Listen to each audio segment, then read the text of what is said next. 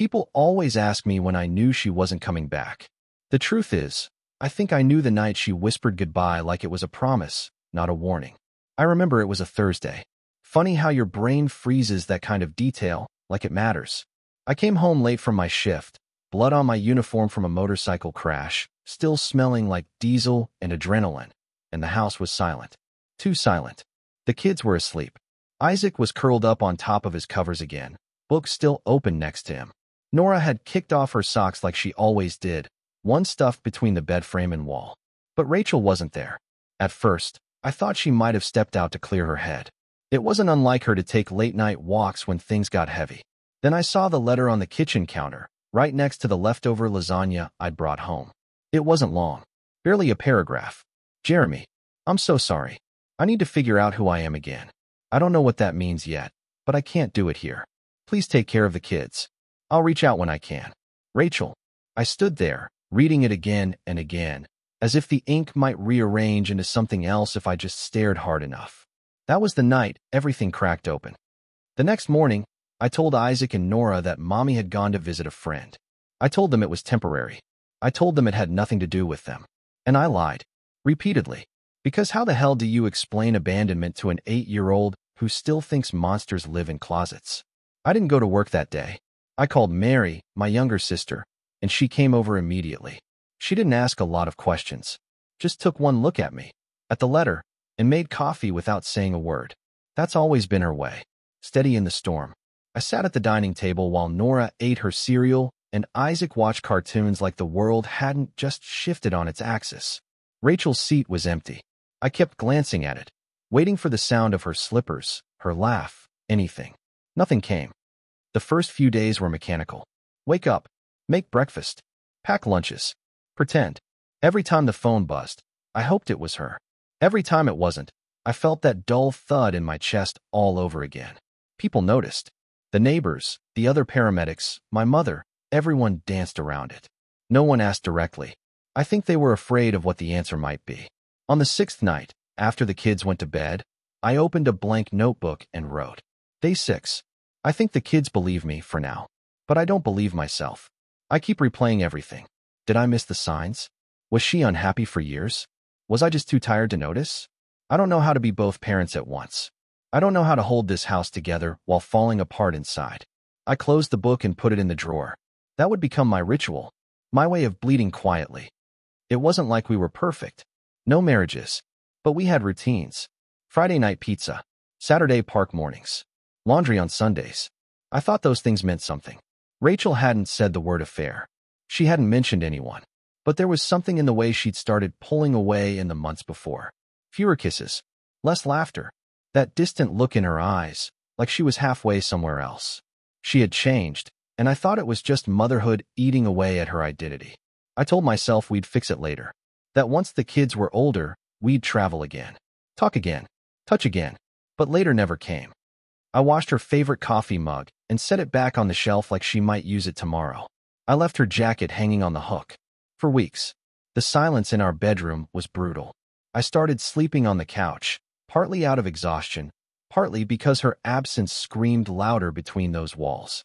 Isaac had a nightmare one night and climbed into bed with me. I wrapped my arms around him, and he whispered, Is Mommy coming home tomorrow? I said, Maybe. He didn't ask again. Somewhere out there, Rachel was starting over. And here, I was unraveling. But I had 2 small hearts beating inside this house that needed me to be solid. So I got up every day, made breakfast, and smiled through the break. Because I didn't have the luxury of disappearing. It wasn't the nights that broke me. It was the mornings. Waking up to Isaac arguing with the toaster, Nora whining about her socks being the itchy kind, and realizing, every single day, that no one else was coming to help. No backup, no partner, no tag out. Just me. Every little task became heavier. Making lunches felt like packing emergency rations for a war zone. Brushing Nora's hair became a negotiation I was never equipped for. And laundry. I started to understand why my mom used to cry over it sometimes. At first, I tried to keep up with the same rhythm we had before. Rachel's calendar still hung by the fridge, covered in cute doodles and notes about dentist appointments and birthday parties. I left it up, like a ghost of who we used to be. But soon it turned into a timeline of absence. Every unchecked box was a reminder, she's not here. I didn't even tear the page off at the end of the month. I just stopped looking at it. The school called one day. Isaac had gotten into a fight. He shoved another boy during recess. When I picked him up, he sat silent in the car, arms crossed, jaw clenched. I asked what happened, and he muttered, he said my mom didn't want me. I almost pulled over. My heart stopped beating for a full second. I said, that's not true. Your mom just needs some time. It has nothing to do with you. He looked out the window and didn't say a word the rest of the drive. That night, after Nora fell asleep watching Frozen again, I found Isaac sitting on the floor in his room, cutting shapes out of notebook paper. What are you making, bud? I asked. He said, a card. In case she comes back. I didn't know whether to smile or sob. So I just sat with him. We didn't say much. Just folded paper hearts while the world spun on without her. At work, people stopped asking how I was doing. They'd already done the obligatory check-in. Hanjin in there? Let us know if you need anything. The usual lines people say when they don't know what else to say. I appreciated the silence more than the pity. But sometimes, on long overnight shifts, I'd find myself staring too long at the blinking ambulance dashboard, wondering if Rachel ever thought about us in the quiet hours. Wondering if she was happier. If Daniel, yeah, I knew his name now, even if she never said it, was worth everything she left behind. Mary had been right. One night over coffee, she said, you're trying to outrun grief like it's a finish line. But it's not. It's a wave. Either you let it knock you over or you learn how to swim through it. I didn't feel like I was swimming. I felt like I was drowning in slow motion. Isaac started drawing these strange pictures in school. Stick figures of a house split down the middle. One side had a man and two kids. The other was empty. His teacher pulled me aside during pickup. We're seeing some emotional displacement, she said gently. Would you consider letting him talk to a counselor? I nodded before she could finish. Anything. I'd do anything to stop that haunted look from settling behind his eyes. Then came the day I broke. It was a Tuesday. I'd worked an 18-hour shift and came home to a sink full of dishes and Nora screaming because her favorite socks were in the laundry. Isaac had spilled cereal on his homework, the dog puked on the rug, and there were 3 overdue bills shoved under the microwave. I stood in the middle of the kitchen and said, out loud, I can't do this.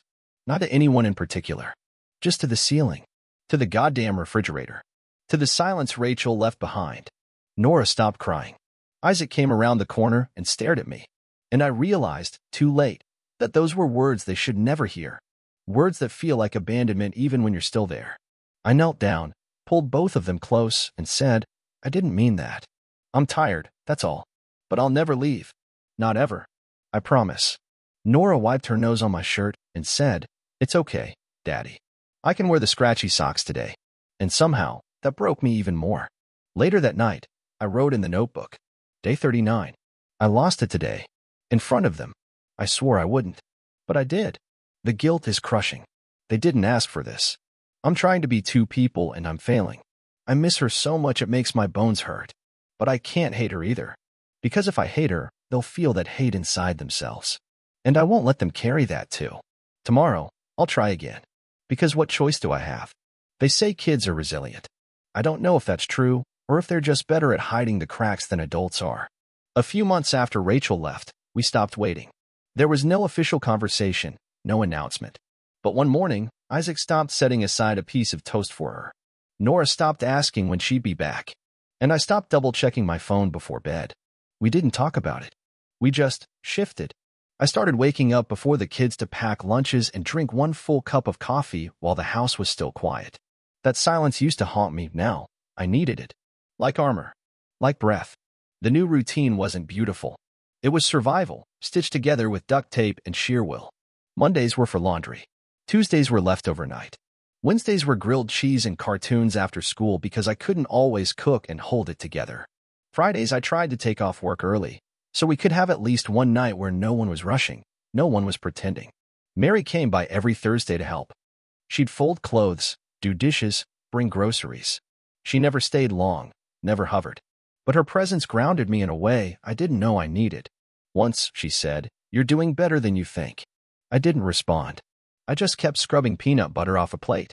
Nora started calling me Mommy Daddy sometimes. Usually when she was tired or wanted something extra sweet. The first time, I laughed. The second time, it felt like a dagger between my ribs. I didn't correct her. I didn't know if I had the right. Isaac got quieter. He stopped playing piano, something Rachel used to do with him. Stopped drawing altogether. I asked him once if he wanted to join the school's art club, and he just shook his head.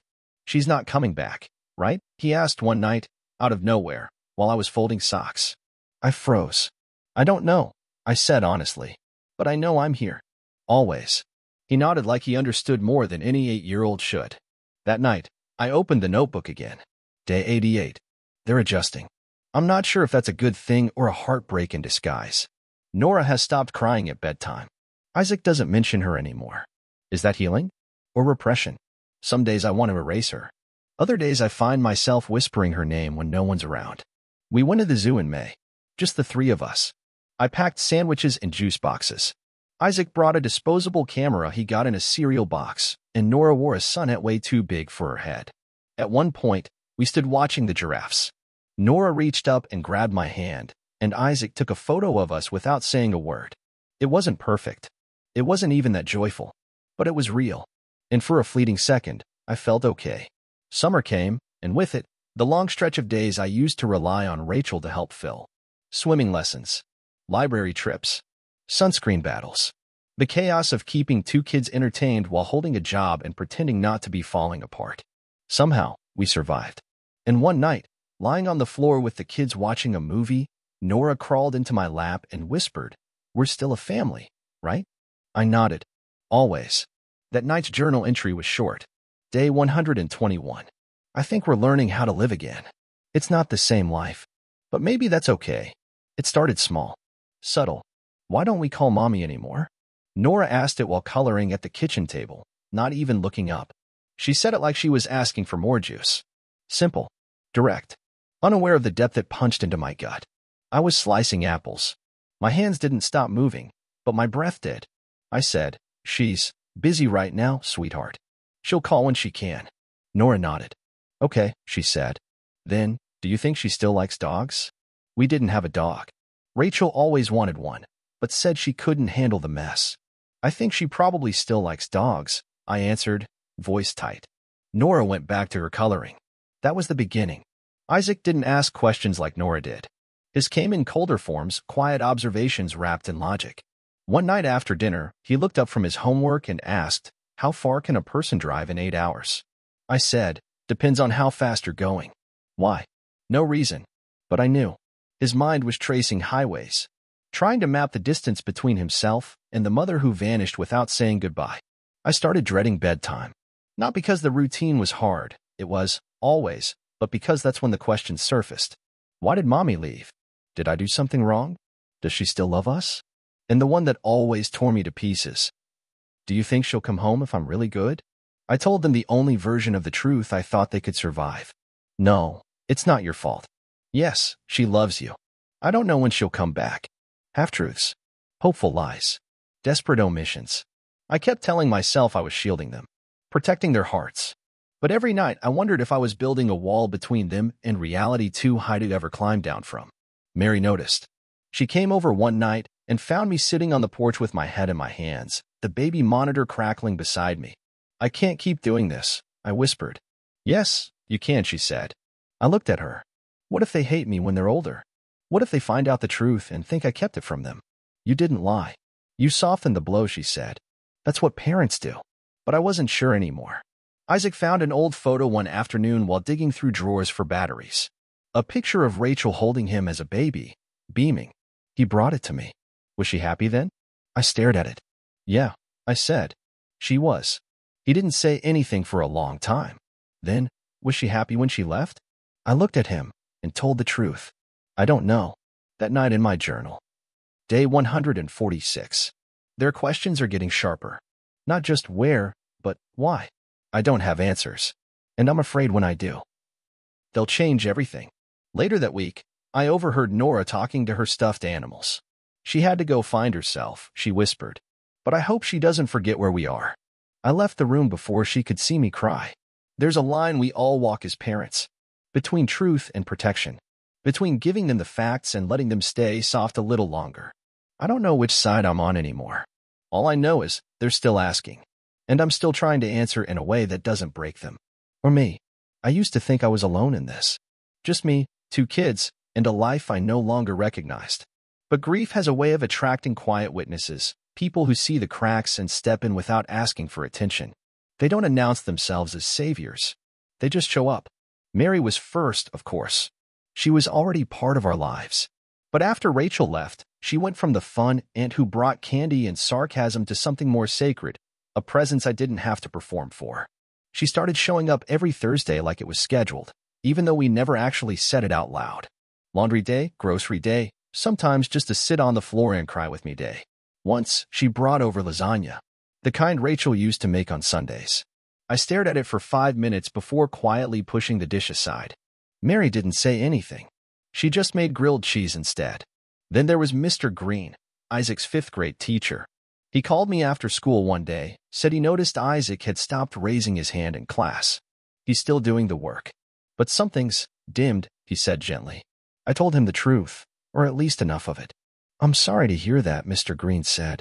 Listen, I run a book club after school on Fridays. Mostly kids who just need a quiet place to hang out. No pressure, no homework. Would Isaac want to join? I asked Isaac that night. He shrugged. Maybe. He ended up going. Every Friday after that, Mr. Green would text me a short update. Read 3 chapters. Laughed at a joke. Took an extra cookie home. Those texts became tiny lifelines in weeks that often felt unbearable. Nora had Miss Carla. She was Nora's pre-K teacher and possibly some kind of angel disguised in Target cardigans and cheetah print flats. One day, she pulled me aside at pickup and said she misses her mom. But she's holding on. She talks about you a lot. Says you make pancakes in the shape of stars. I chuckled. They're more like lumpy clouds. She thinks they're perfect. That's when she reached into her bag and handed me a folder. Just a few worksheets and drawings she's proud of. In case you want to stick them on the fridge. I took it home and cried over a crayon drawing of a house with 3 smiling people inside and a rainbow above them. The word family was scrawled at the top. And then there was Caroline. She worked part-time at the firehouse as a dispatcher. Around my age. Sharp-witted. No nonsense. She had an ex-husband who moved to Arizona. We weren't close. But she noticed. One night, after a long shift, I sat on the bench out back staring at nothing. Caroline came out, handed me a lukewarm cup of vending machine coffee, and said, "You look like a man who hasn't slept since Nixon was in office." I laughed, for the first time in what felt like weeks. She didn't pry. She just sat next to me for 20 minutes and let the silence do the talking. From then on, she started checking in. Nothing dramatic. Just simple things. Need help picking up the kids? Want me to drop off a frozen meal? Don't forget it's picture day. Nora's gonna want her sparkly shirt. She never made me feel like a burden. And I think that's why I finally told her the full story one night, sitting in my driveway after a late shift. I didn't cry. I just talked. And she listened, arms crossed, eyes soft, not saying much until the very end. "You're a good dad, Jeremy," she said. "I hope you know that." I didn't. Not really. But her saying it made me want to try harder to believe it. That week's journal entry. Day 173. I thought I was doing this alone. I'm not. There are people holding this house up in ways I never asked for but desperately needed. Maybe love doesn't always look like it did before. Maybe now it looks like grocery runs and hallway jokes and coloring pages on the fridge. I still missed Rachel every day. But the world hadn't abandoned me just because she had. And that realization kept me standing. It started with Caroline dropping off takeout. I just finished cleaning up after a dinner no one really ate when she showed up at the door, holding a brown paper bag and 2 plastic forks. "I figured you hadn't fed yourself today," she said, like it was an observation, not a question. She was right. I hadn't. I didn't invite her in, but she stepped inside anyway. Caroline wasn't the type to wait for permission when she could tell it wasn't going to be offered. She set the food on the table, looked around, and said, "You know this place could use a plant or 2. I raised an eyebrow. "A plant." She shrugged. "Something alive that doesn't ask for snacks every 15 minutes. I laughed. The first real one in a while. She came by again that Friday. This time with groceries. "I don't need help," I told her. "You do," she said, tossing a pack of frozen waffles into the freezer. "And I'm not here for you. I like your kids." She meant it, too. Nora took to her immediately. They bonded over glittery nail polish and matching hair ties. Isaac was slower, more cautious.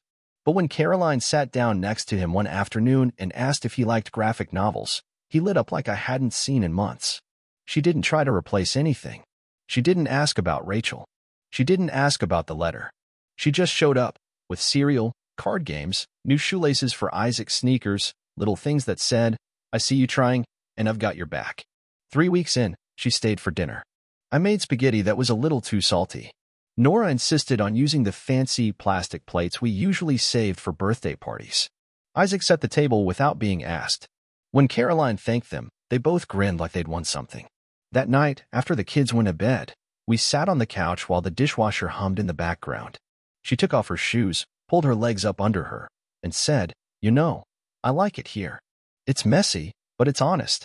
I didn't know what to say, so I just nodded and poured us each a glass of that terrible wine Mary gave me for Christmas. We didn't talk about what this was. We didn't define anything, but I knew something had shifted. The next time she came over, she brought a board game. Isaac got competitive. Nora made up her own rules. Caroline just laughed through all of it, eyes bright, completely at ease.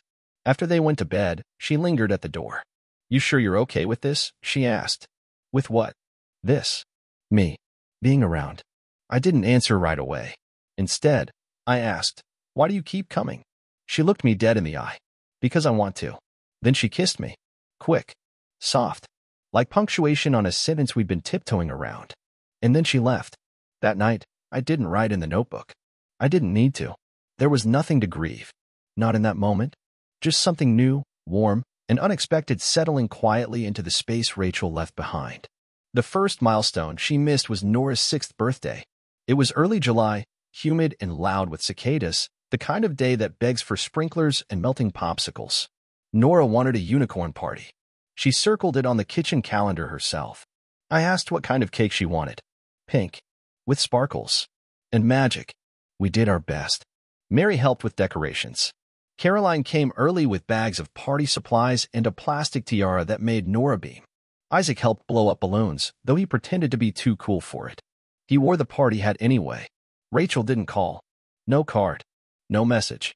I'd saved her number in a separate folder in my phone months ago. A place I didn't go unless I wanted to feel worse.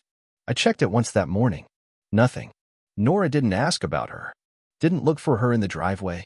Just twirled in her new birthday dress and danced under the streamers like the world was exactly how it was supposed to be. That night, after everyone left and the glitter was swept into the corners, Caroline sat on the porch with me while the kids fell asleep inside. "You did good today," she said. I shook my head. "I didn't bake the cake." "You kept it together," she corrected. "That's more than most people could do." I didn't answer. I just handed her the last slice and watched her eat it like it was the first real meal of the day. A month later, Isaac turned 9. He didn't want a party. Just pizza and movie night with a few friends. We invited 3 classmates, bought way too much soda, and let them stay up too late watching superhero movies. Caroline was there, helping manage snacks and making sarcastic comments about the villains. Isaac laughed more that night than he had in months. After the boys went home, he sat on the couch with a blanket wrapped around his shoulders. "Do you think she remembered?" he asked, barely above a whisper. I hesitated. "Yeah," I said. "I think so." He nodded like he believed me, even if I wasn't sure myself. That week's journal entry. Day 286. 1 year. 1 full rotation around the sun. 2 birthdays without her. The kids are smiling. They're adapting. I don't know what to make of that. Am I supposed to feel proud? Or terrified? Somewhere out there, she missed everything. The cake. The candles. The way Nora now sings the birthday song like she wrote it herself. I wonder if she feels it.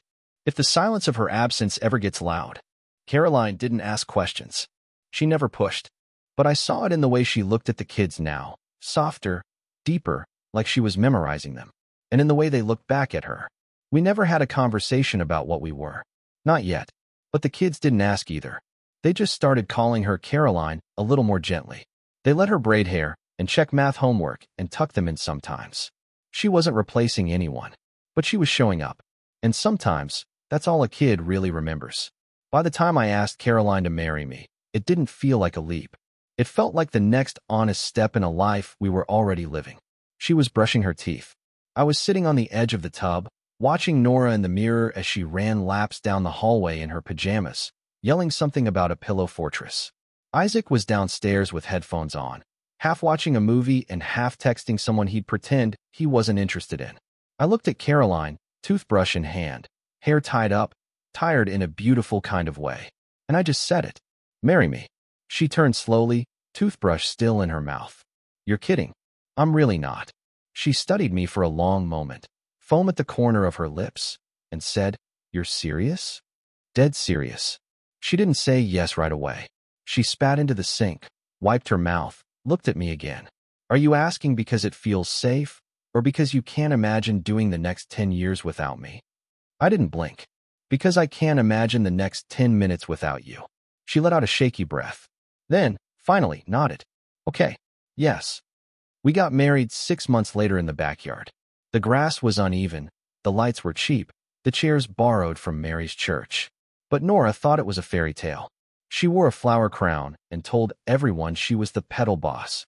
Isaac stood beside me, taller now, shoulders set like he understood the weight of this. Mary officiated. She choked up halfway through, and Caroline handed her a tissue mid-vow without missing a beat. That was the kind of love we had. Not grand or sweeping, just steady, thoughtful, real. After we kissed, Nora shouted, Finally. Isaac smiled. A real one. And for the first time in a long time, I felt whole. Life didn't become perfect, but it became livable. Caroline moved in. She stopped calling Isaac your son and started just saying Isaac. Nora called her Caro at first, then Mom Caroline, and finally just Mom, when no one was making a big deal out of it. We didn't correct her. We didn't need to. There were still hard mornings. Missed buses, cold cereal, forgotten field trips. But there was also laughter at dinner. Movie nights that turned into sleepovers on the living room floor. Arguments about bedtime that ended in hugs. We weren't fixing the past. We were building something else. And that's when I stopped writing. Not suddenly. Just gradually. The journal sat untouched on the nightstand for weeks. Then one day, while cleaning out the closet, I tossed it into a storage bin with old bills, toddler art projects, and forgotten tech cables. It had carried me through the worst. But I didn't need it anymore. Almost a year later, Isaac found it. He was helping me haul boxes from the attic when I heard the tape peel back. I turned just in time to see his expression shift, from curiosity to something colder. He sat down on the attic floor and started reading.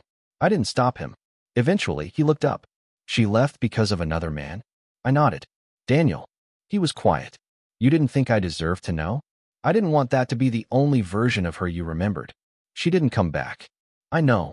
He stood, holding the journal like it burned. You let me believe she was broken. But she made a choice. She did, I said. And so did I. I chose to protect you. He didn't say anything. Just walked down the stairs, slow and measured. That night, the journal was on my bed. A sticky note on the cover. Thanks for telling me. Even if it was late. We were stable. But stable doesn't mean invulnerable. The past has a way of leaking back in, quietly, like water under a door. And I had a feeling it wasn't done with us yet. After Isaac found the journal, the house got quiet in a new kind of way. Not the absence of noise kind. The tense, sharp kind. Like we were all waiting for something to break. He didn't yell. He didn't slam doors. But he stopped talking much at dinner. Stopped lingering in the kitchen while Caroline made tea. He stopped saying good night. Like the words suddenly tasted wrong. I gave him space. It wasn't avoidance. It was trust. He needed time to sit with what he'd read. But by the end of the week, I couldn't take it anymore. I knocked on his door one night after Nora was asleep. He looked up from his desk, but didn't say anything. You want to talk about it? I asked. He shrugged. What's left to say? A lot, probably. I stepped in and sat on the edge of the bed. There was a pile of laundry in the corner, and a book he wasn't reading anymore left open on his nightstand. His room looked like a kid who hadn't fully unpacked from growing up. I don't blame you for being mad, I said. I'm not mad, he said. I'm rethinking everything. Fair. He ran a hand through his hair. She left us. But it wasn't just leaving. It was leaving for him. And then she just disappeared. Yeah. And all those years, he said, I waited for her to come back. Thought maybe she was sick. Or lost. Or sad. But she chose it. She did. He looked at me then. Do you think she regrets it? I exhaled. Maybe. I hope so. But I don't know if that changes anything. He was quiet for a long time. Then, what if she shows up again? I felt the air go still. You think she will? I don't know. But if she did, would you let her in? I paused. I'd let you decide. He blinked. That's a cop-out. No, I said gently. It's the truth. You and Nora, you're not little anymore. You're allowed to decide who gets to be in your life. He stared at the floor. What about Caroline? She knows everything. She's not afraid of ghosts. He snorted a little. She's tougher than you. No argument here. A few days later, Nora found out. She wasn't supposed to. But Isaac left the journal on the kitchen table one night while getting water, and she opened it. Only for a second, but it was enough. She came into our room crying. She left for someone else? She whispered. Caroline pulled her into her arms immediately. I reached for the journal and flipped through the pages, realizing, painfully, how much of that grief I'd captured in real time. Too raw for a kid. Too real for her age. She didn't want us? Nora asked, eyes wide. No, honey, I said, kneeling beside her. She made a terrible mistake. But she did love you. She just lost herself. That's not your fault. She should have come back. I know. She curled into Caroline's chest and didn't ask anything else. That night, Caroline stayed up with me after the kids were asleep. She might come back, you know, she said quietly. I've thought about that. What would you do? I looked at her. I'd protect them, but I wouldn't hide it. Not anymore. Caroline nodded. Good. Because they deserve the truth. Even the hard parts. She showed up on a Sunday. No warning. No call. Just a knock at the door. Caroline was in the garden with Nora, planting the last of the fall bulbs. Isaac was upstairs working on a physics project. I was in the kitchen, halfway through chopping onions, when I heard the knock. It wasn't frantic. It wasn't hesitant. It was steady, like she had rehearsed it. I opened the door, and there she was. Rachel. Older. Thinner. Face tighter around the eyes. Dressed like someone who wanted to look put together, but had no idea what this house had become in her absence. Hi, she said. I know this is a shock. I didn't move. What do you want? She swallowed hard. To see them. Just see them. Behind me, I heard a screen door creak and footsteps on the porch. Nora. She froze when she saw her. Rachel's breath caught. Nora, hi. Nora didn't speak. Didn't blink. She just looked at me. Dad. She wants to talk, I said gently. Nora looked back at Rachel. You left. I know, Rachel whispered. I'm sorry. I've thought about you every day since. You missed everything. I know. Why now? I was scared, Rachel said. But I'm not anymore. And I need to try. Nora stared for a second longer, then turned and walked back toward the garden without saying another word. Rachel flinched like she'd been slapped. Then Isaac appeared in the doorway. He looked at her like she was something he had outgrown. Not with hatred. Not even anger. Just distance. Hi, Isaac, she said. He didn't respond. Just leaned against the doorframe, arms crossed. Expression unreadable.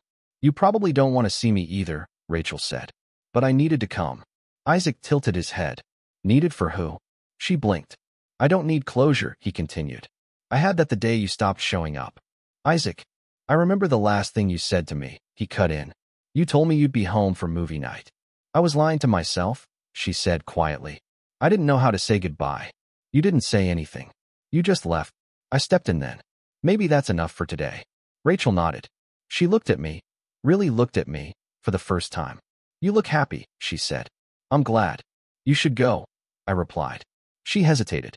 Can I write them? Just letters. I won't show up again. I just want a chance to say the things I couldn't. I didn't answer right away. Then I nodded. Leave them with me. I'll give them the choice.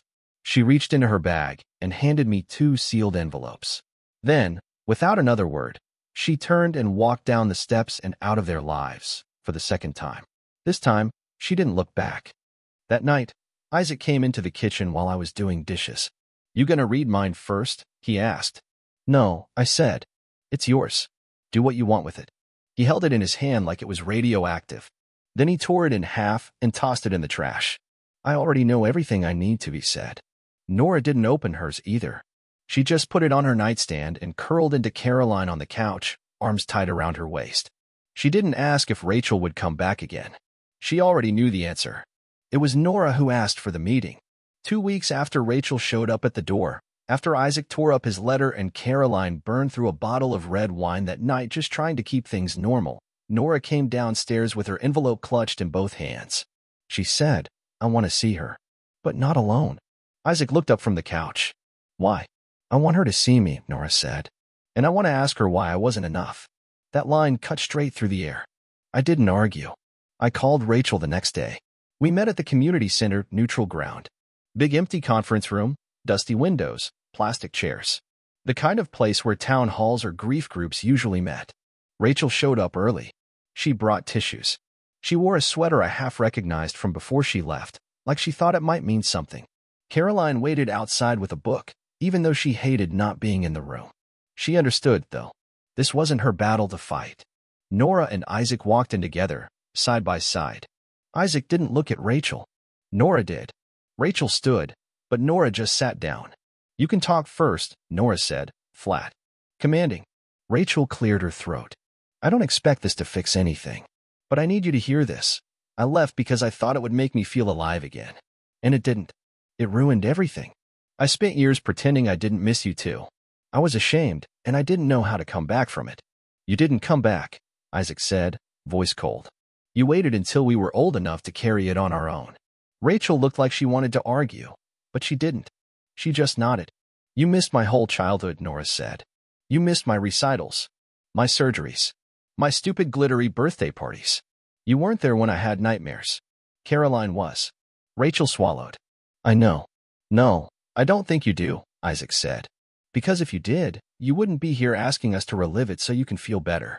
I'm not asking for forgiveness. Yes, you are, he snapped. You just don't want to call it that. Nora reached into her pocket and pulled out the envelope. I read your letter, she said. You said you love me. I do. You don't get to say that anymore. Rachel's face cracked. I understand. No, you don't, Nora said. But that's okay. Because I'm done trying to make you. She stood up. Isaac stood with her. Rachel didn't move. She didn't cry. She just sat there in the plastic chair, hands in her lap, like a ghost watching the living walk past her. Before they left the room, Nora turned back once. You could have come home, she said. But we're not your home anymore. And that was it. The first and last meeting. In the car, Isaac stared out the window. Nora held my hand in the back seat. Her grip was tighter than usual. Proud of you, I said softly. I'm proud of me too, she whispered. That night, Caroline didn't ask what was said. She just held them both for a long time, her arms big enough somehow to carry everything Rachel had dropped. And none of us said her name again. The letter came in the mail, sealed in an envelope with no return address. I knew her handwriting immediately. It wasn't for Isaac or Nora this time. It was addressed to me. Inside was a single page. No greeting. No warmth. You poisoned them against me. You let another woman raise my children. You replaced me like I was nothing. They were mine before they were yours. And I'm getting them back. I'll take you to court if I have to. I read it 3 times before setting it down. Not out of disbelief, just out of sheer exhaustion. It was like she'd walked into a fire she started 6 years ago, saw only ashes, and screamed, "Who put this out?" Caroline found me standing at the kitchen sink, gripping the letter. She didn't ask what it was. Just read my face and said, "She's not done, is she?" "No," I said. "She's just getting louder." Caroline stepped closer. "We'll fight it, if we have to." "We shouldn't have to," I said. "They made their choice." She touched my arm. "She doesn't care about that. This isn't about love. It's about control." A week later, I got a call from a lawyer. Rachel had filed preliminary paperwork requesting restored parental access. Not full custody. Not yet. But it was a warning shot. The kind that says I'm not letting go quietly. That night, I sat down with the kids. Nora was curled up on the couch. Isaac stood behind her like a shield. "She's threatening court," I said. "She thinks I turned you against her." "She turned herself against us," Isaac muttered. Nora looked up. "Does she think we're going to live with her?" I didn't answer. She sat straighter. "I'm not going anywhere. You're my dad. Caroline's my mom. She had her chance." Isaac didn't say anything, but he walked over to the trash, grabbed a marker, and wrote something on a piece of notebook paper. He taped it to the front door. It read, "We live here. You don't." 2 days later, Rachel showed up. No warning. No knocking this time. Just her shouting from the front lawn. "You poisoned them," she yelled. "You let her take my place." Caroline was inside with Nora. I came out and closed the door behind me. "They're not possessions," I said. "You put my daughter in the arms of a stranger." "She's not a stranger," I said. "She's the one who stayed." Rachel stepped forward. "I gave birth to them. And then you walked away. I want them back. I didn't yell.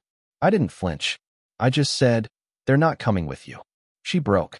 Right there. Started sobbing. Not soft or gentle. Ugly sobs, twisted and loud. Like the grief she'd buried finally clawed its way out. But I didn't comfort her. Because the person who needed comfort was sitting behind that door, listening to the woman who abandoned her scream about ownership. Rachel staggered off the lawn without another word. That was the last time she showed up. We got a formal notice a month later. Rachel had dropped the legal request. No explanation. Just silence. I didn't tell the kids until weeks after. Nora just said, "Good." Isaac nodded, then turned up the volume on his music and didn't say anything else. One morning, I found the sign he'd made still taped to the front door. Faded now, curling at the edges. I didn't take it down. It wasn't just for her anymore. It was for all of us. A line in the sand that said, "This is our life. You don't get to rewrite it." Time passed, like it always does. Not fast. Not gentle. Just steady. Fall gave way to winter, and the snow came early that year. Isaac got his driver's license. Nora started writing poems she wouldn't let anyone read.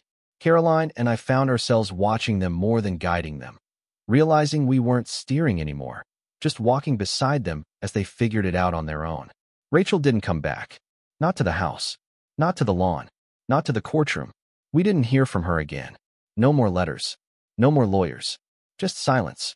The kind that wasn't threatening anymore, just final. I think she knew. Deep down, I think she finally understood. This wasn't a house waiting to be reclaimed. It was a family that rebuilt without her.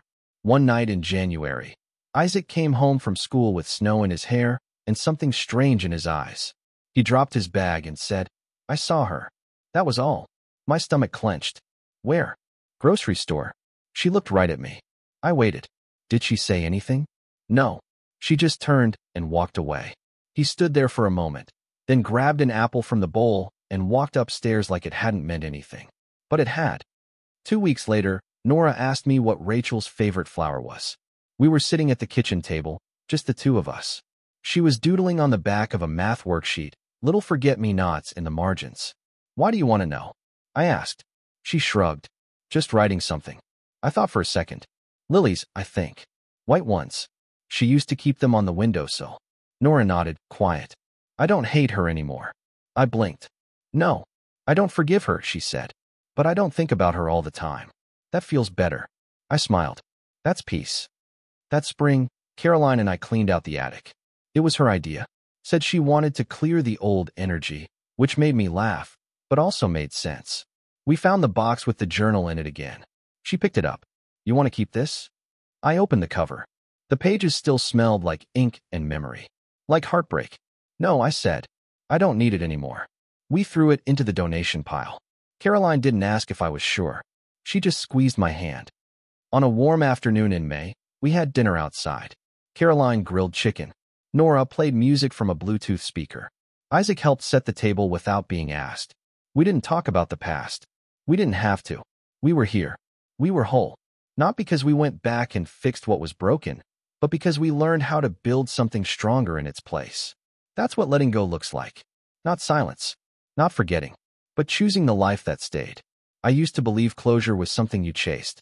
That if you just said the right words, had the right confrontation, got the apology you deserved, then the pain would fold itself neatly and leave you in peace. But that's not how it works. Closure isn't given. It's chosen.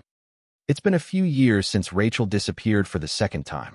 The kids are older now, almost adults. Isaac just started his first job. Nora's already planning colleges. Caroline and I find ourselves standing in doorways watching them laugh, argue, dream, and we marvel at how much life we were lucky enough to witness. We still talk about the hard years sometimes, but it's different now. They talk about them like survivors, not victims, like they understand where the scar came from, but don't need to reopen it to prove it was real. I still remember the night Rachel left. Her voice, the way she closed the door behind her like she thought she'd be back in a week. She never came back the same. But somehow, we moved forward anyway. Not because we forgave her, but because we forgave ourselves for not being able to save her. Tonight, the house is quiet. Nora's asleep early, finals coming up.